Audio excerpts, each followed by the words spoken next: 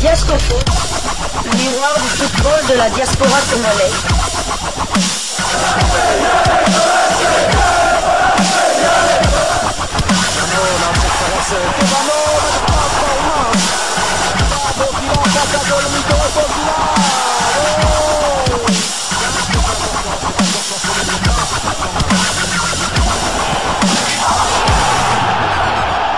Diasco Foot, le miroir du football de la diaspora congolaise. Vous êtes sur Diasco Foot, le miroir du football de la diaspora congolaise.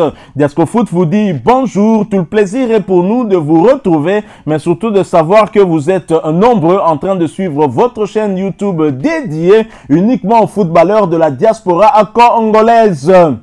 C'est l'heure de partager avec vous quelques news que nous avons pu récolter pour vous. Des news concernant certains de nos internationaux ou des binationaux qui se sont illustrés dans leurs clubs respectifs.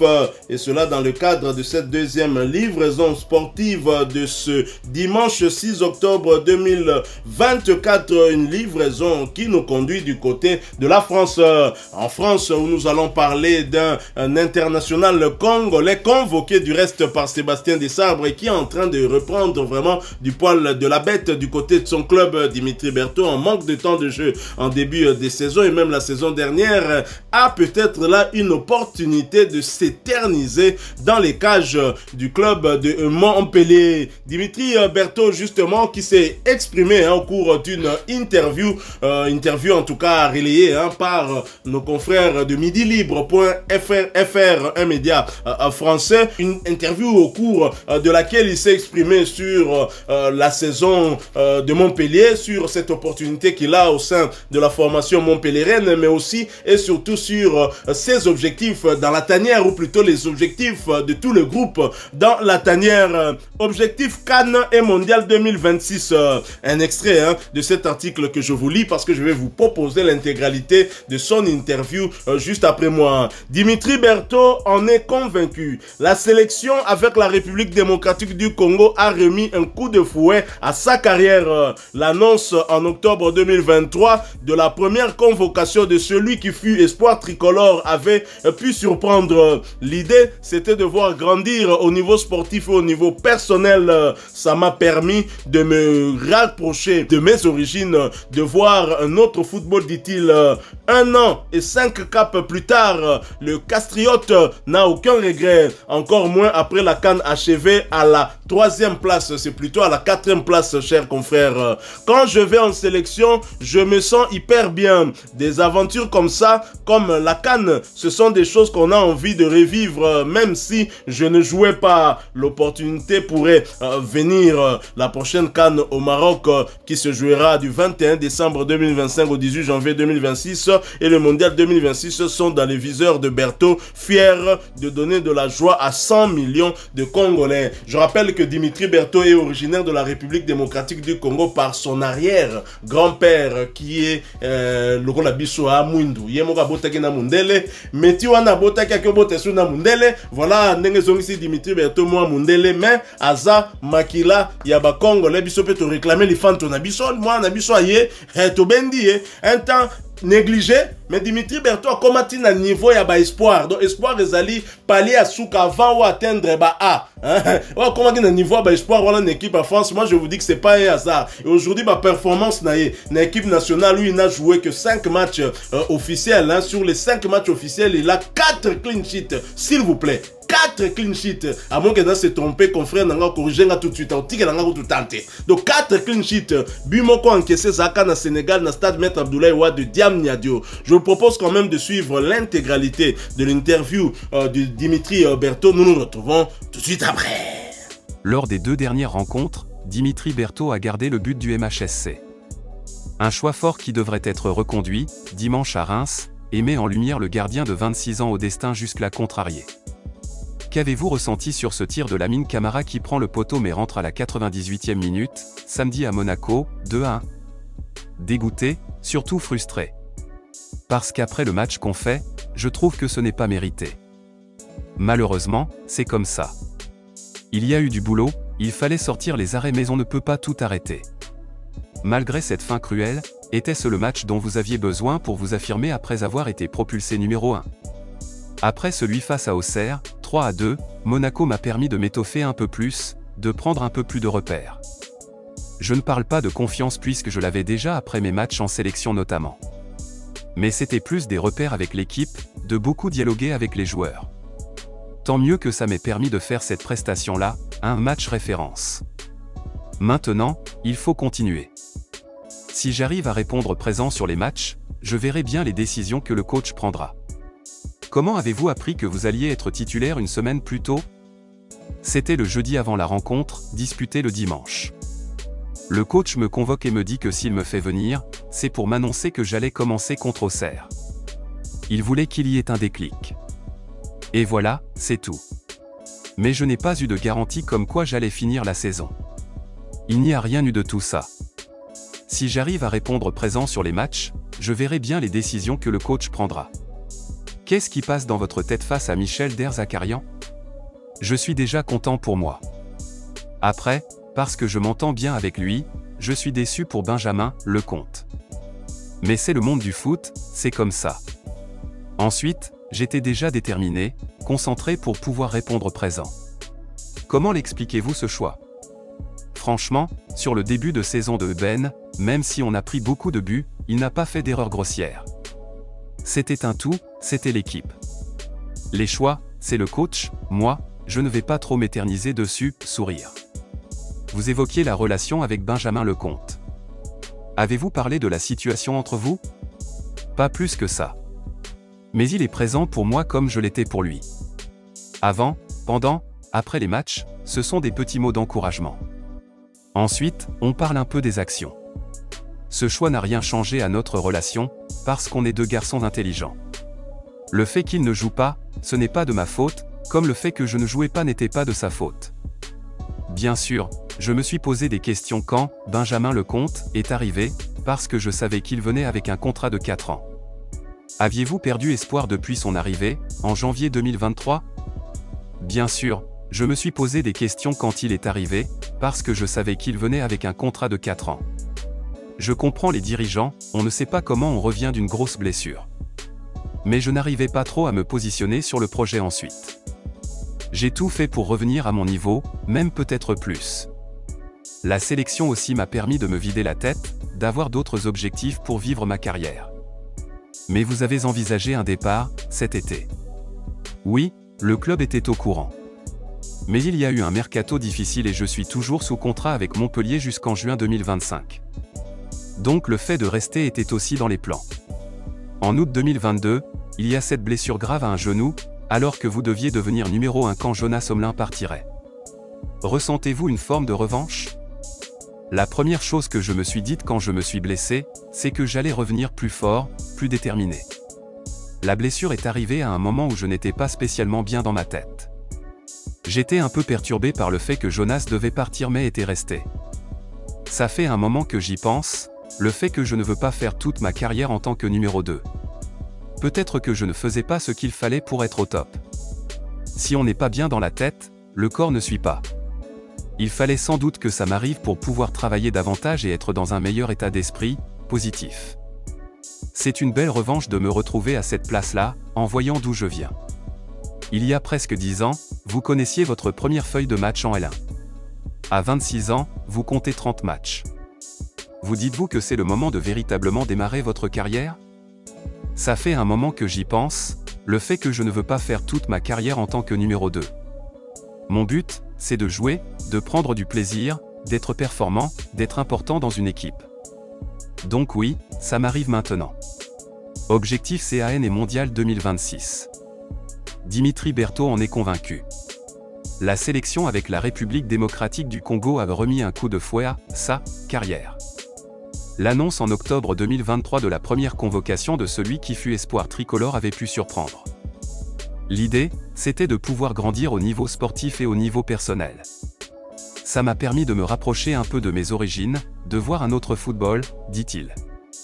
1 an et 5 caps plus tard, le Castriote n'a aucun regret. Encore moins après la CAN, achevée à la 3e place. Quand je vais en sélection, je me sens hyper bien. Des aventures comme ça, comme la CAN, ce sont des choses qu'on a envie de revivre, même si je ne jouais pas. L'opportunité pourrait venir.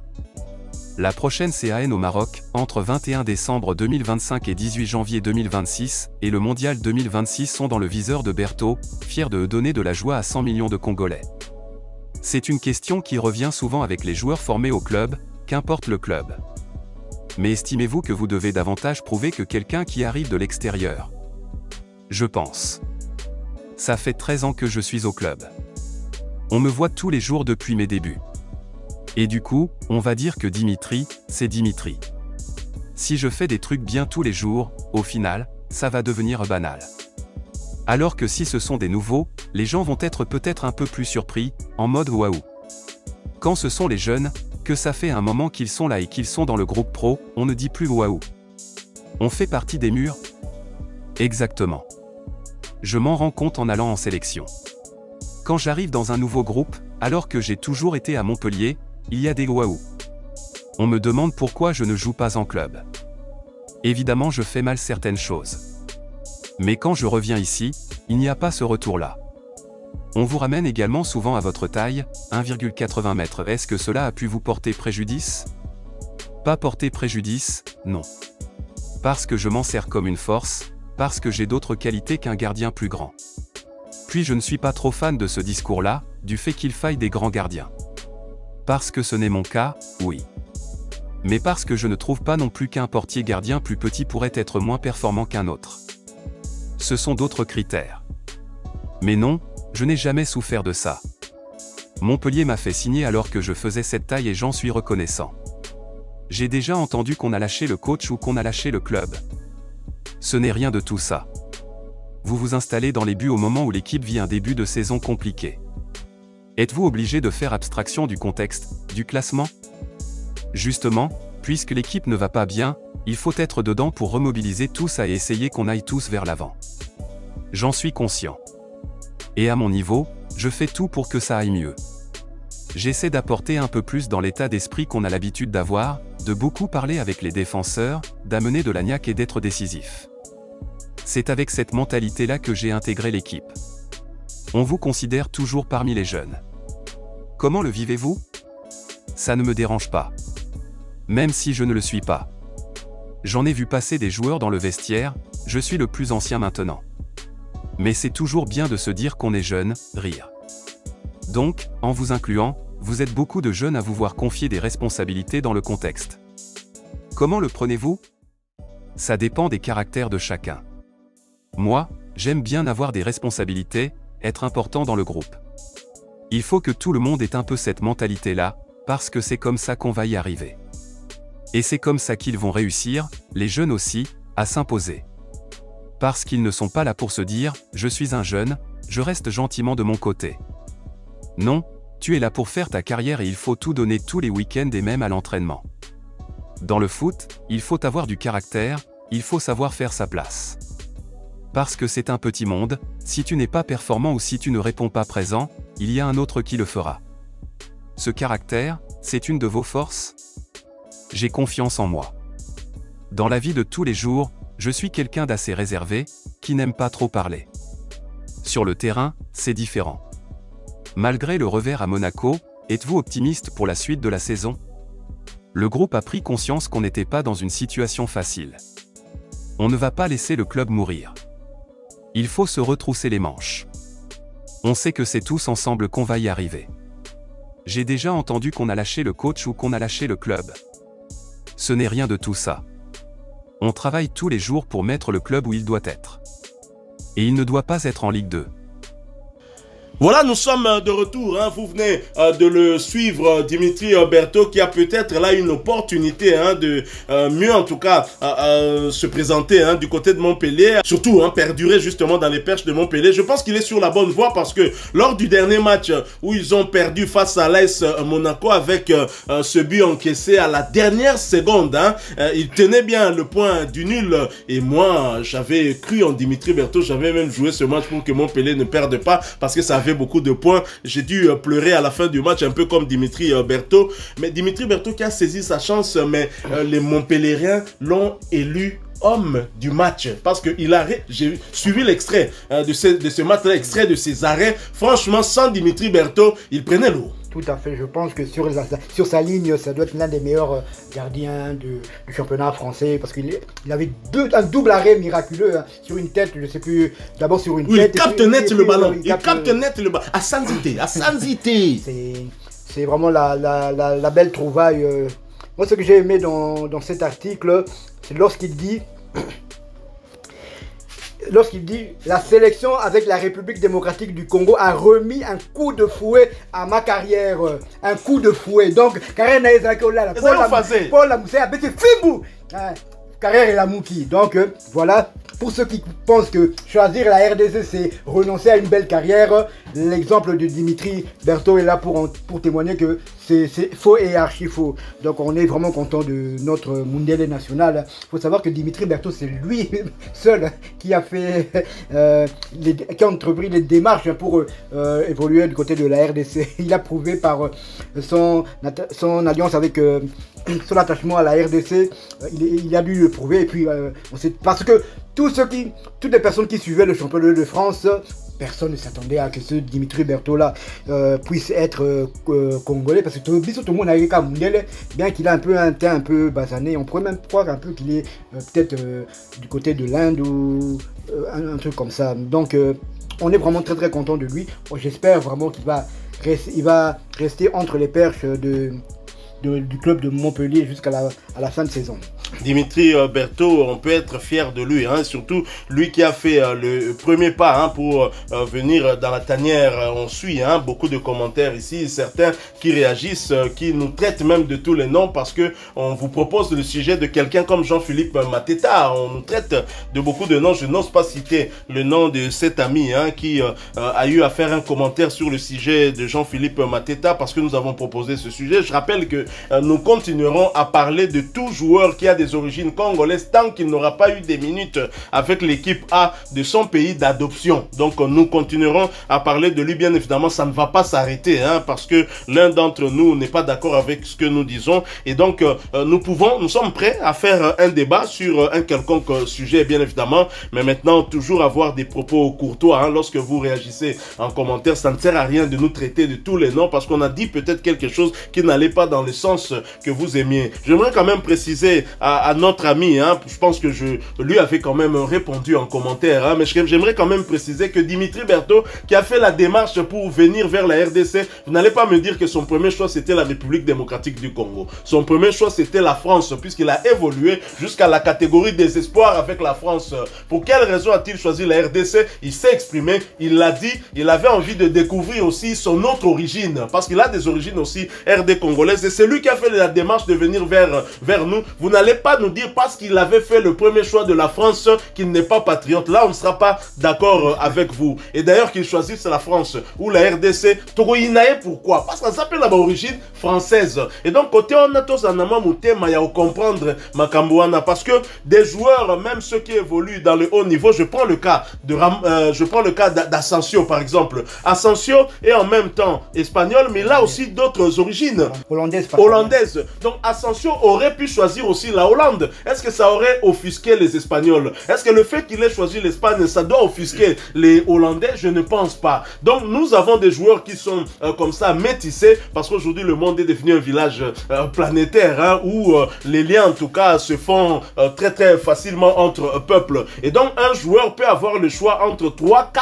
3-4 nations, et s'il choisit une nation, l'autre ne doit pas commencer à s'offusquer, dire que nous être le deuxième choix. Non, ça ne doit pas déranger. L'essentiel pour nous, c'est que quel peut être l'apport de ce joueur qui finalement vient dans la tanière. C'est vrai. Tout à fait, vous avez entièrement raison. Aujourd'hui, tout le monde parle de Noah Sadiki, son patriotisme. Oui, je suis le premier à le reconnaître. Mais il faut savoir que Noah Sadiki, il était international belge jusqu'en U19. Donc, parce que il avait son premier choix, a toujours été la Belgique, mais à un moment il a tourné le bouton, il s'est dit que non, j'arrête avec la Belgique, je choisis la République démocratique du Congo. C'est pareil pour les autres joueurs, c'est pareil aussi pour Galaem ou Kol. C'est un peu comme, je vais un peu parler, un païen qui prend le baptême et devient une nouvelle créature. On dit ça même, après son baptême, il est devenu une nouvelle créature. Donc, Bosali Makamouana, Nyos Lakala, a commis Mosantu, a commis Mwana Nzambe. C'est la même chose. Donc, dès le moment que les binationaux choisissent la RDC, qu'ils disaient que la France, que la Belgique, que l'Angleterre étaient leur premier choix, c'est plus notre problème. Nous, regardons seulement le rendement que ces joueurs, ces enfants, ces dignes fils du pays peuvent apporter à la République démocratique. C'est ça le plus important en fait, pour la construction justement d'une équipe très très forte à l'image du pays, du grand pays que nous sommes justement. Tout à fait. Aujourd'hui, Bakambo est l'un des plus grands ambassadeurs pour réunir les binationaux afin qu'ils puissent choisir la République démocratique du Congo. Mais c'était que Bakambo était champion d'Europe des moins de 20 ans, avec des joueurs comme Lacazette, avec des joueurs Antoine Griezmann, avec des joueurs Koulibaly, qui est aujourd'hui du côté du Sénégal. Donc avec même Ben Yedder, je pense, le buteur d'origine tunisienne qui évoluait du côté de Monaco, et tant Chris Mavinga aussi faisait partie de cette équipe-là. Donc, mais aujourd'hui, Bakambo rend des fiers services à la République démocratique du Congo. Est-ce que vous allez dire que Cédric Bakambo est moins patriote que Fiston Mayele? Je pense que ça c'est un faux débat, mais un débat que nous sommes prêts à relever, hein, parce qu'on peut bien évidemment en débattre. Et d'ailleurs l'ami qui finalement a eu à faire ce commentaire là avec ses propos, s'il veut qu'on fasse un débat avec lui, qu'on fasse comme Alfred Ferrouzi, on peut le prendre en image, hein, qu'il nous donne de la matière, qu'il donne ses arguments que nous pourrons commenter aussi ici, parce que les débats restent bien évidemment ouverts sur cette problématique, parce que je sens qu'il y a encore beaucoup de Congolais qui sont contre ces jeunes là qui arrive. Aujourd'hui, nous saluons le choix de Noah Sadiki, mais il a joué avec les équipes d'âge de la Belgique. Ça a été en U19. Et c'est tout à fait normal. Un jeune qui est né en Belgique, qui a fait toutes ses classes là-bas, qui a des amis là-bas, quel modèle il a devant lui? C'est la Belgique, ce sont les joueurs de la Belgique. Il n'a pas trop l'image de la RDC ici. Mais un travail de fond devra être fait par les gouvernements africains. Certains pays sont en avance par rapport à cela. Les pays du Maghreb, hein, notamment le Maroc, l'Égypte, il y a toute une politique derrière. D'ailleurs, même quand les joueurs s'expatrient, ils reviennent toujours dans leur continent. Le Maroc, la Tunisie. Vous avez aussi des pays qui sont un peu en dessous de ces pays maghrébins, comme le Sénégal, qui sont très très en avance. Le Nigeria aussi. Et mieux vendre l'image de la RDC fera en sorte que les enfants aussi arrivent à avoir une belle image du pays très tôt, très jeune. Et ça leur donnera aussi l'envie de venir. Et cela passe par une très bonne organisation. Je pense que c'est peut-être en train d'être mis en place, mais sur le plan politique, on n'y est pas encore tout à fait. Voilà pourquoi le ministre du Tourisme a un projet, hein, avec l'AC Milan, justement. C'est pour justement soigner l'image du pays. Parfois, tu as la kaka pembeni, il y a aussi la critique, hein,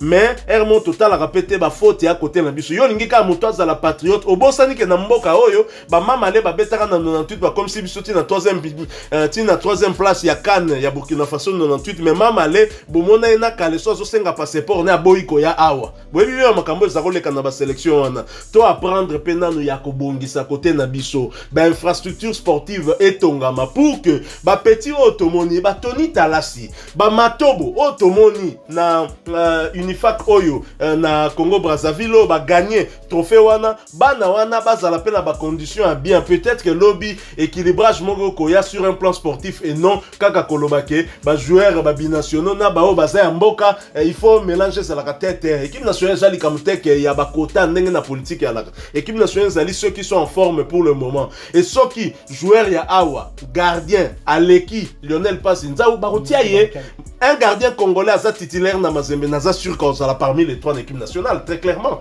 Pour Mazembe c'est équipe c'est maintenant à haut niveau, mais actuellement même na tout puissant Mazembe na gardien congolais ta yambaka wana so ba zo gardien awa ndeni. Donc c'est un débat autorique solo lango, mais restons toujours courtois, hein, parce que ndeko franchement introduction na ezala ki mabe alors qu'aux opposés un problème de fond autoko débattre nango ezala pété parce que point de vue na yo ozomona ke ba joueur oyo tozala ka deuxième choix na bango bayaka na bango te, mais o se plana Noah Sadiki mais toza deuxième choix na eti ngalael mukao to deuxième choix na bango presque nyonso à part ba joueur lokola tamsu ba kapwa di photo landela pe peut-être ka betina mte na équipe nationale il y a pays d'adoption na ye, mais la plupart tozala deuxième choix et c'est normal toko sophistiqué te. Moi la botami kuna même yo soko voyager boti moi na kuna a okola na culture wana encore la non-culture, on a avant aya ko découvrir culture ya mboka, c'est pourquoi ils appellent important bon mais makabana awa très tôt. Pour bailler ba makambo awa pe. Tout à fait. Voilà, nous sommes arrivés à la fin de cette deuxième livraison sportive de ce dimanche 6 octobre 2024. Si vous l'avez aimé, laissez-nous un maximum de j'aime. Merci de partager avec nous en commentaire votre point de vue. Abonnez-vous sur cette chaîne Diasco Foot parce que nous sommes le miroir du football de la diaspora congolaise. N'oubliez pas d'activer la petite cloche de notification histoire de ne plus rien manquer des prochains sujets que nous allons vous proposer. Encore une fois, merci à vous avec espoir de vous retrouver bientôt dans un autre sujet d'actualité. En attendant, portez-vous bien et Diasco Foot vous dit au revoir. Ouais.